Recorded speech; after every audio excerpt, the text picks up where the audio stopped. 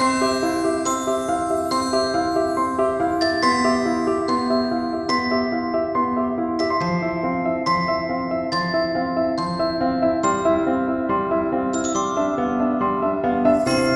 everyone, Christina here. Welcome to day 12 of the holiday card series for 2016.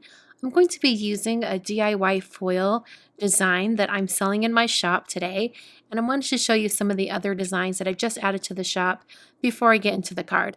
My idea behind all of these is that you could foil them and then add your own stamping, or if you want to do one that's completely finished, I have this version with dots on it. I just thought it was super cute. And I'm going to show you how you can take one of these designs and add some stamping to it and some coloring and then make it your own. So you can leave the designs as is, just with the DIY foil, or you can add your own stamping and make it a little bit more unique to the look that you're searching for. So this is the file I'm using today. This is the Merry Christmas delicate version, and I'm going to just use this white one. I've printed it out using my laser printer onto some Bristol paper. I'm going to be using some Zig Clean Color Real Brush markers today, so that is why I'm using Bristol paper. And I printed that out for using the side fold PDF that's included in the entire kit. And then I ran it through my Mink machine with some gold foil and foiled on those letters. So if you need further instruction on how to do DIY foil, I'm going to leave a link up in the top corner. You can go ahead and check that out. So I've added some, excuse me, some 2-inch wide Post-it tape that is on the back of the card. That's just going to protect the back of the card while I do some stamping. I'm using an anti-static powder tool to prep the entire card front. This is going to make it so that as I stamp all of these flowers and leaves from the Winter Flowers stamp set from Simon Says Stamp, that I don't get any embossing powder in areas where I don't want it. So I'm inking up each of these stamps, and then I'm going to stamp it down onto the card and then apply some Hero Arts white embossing powder.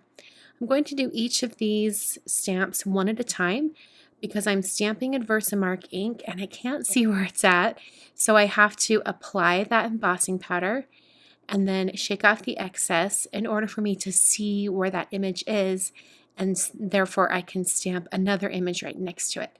So I'm doing each one of these images individually until I have all of them stamped onto this card front. I wanted to mention that excuse me, I'm still getting my voice back from being sick. I wanted to mention that I designed these winter flower stamps in the same style as the spring flowers stamp set from Simon Says Stamp. So if you wanted to kind of mix those two stamp sets together, you definitely could. I think all of the flowers would look great together. So after I had everything stamped and coated with some white embossing powder, I used a heat tool to melt all of that embossing powder until it was smooth and melted. And I made sure that my heat tool was nice and hot before I brought it over to my project.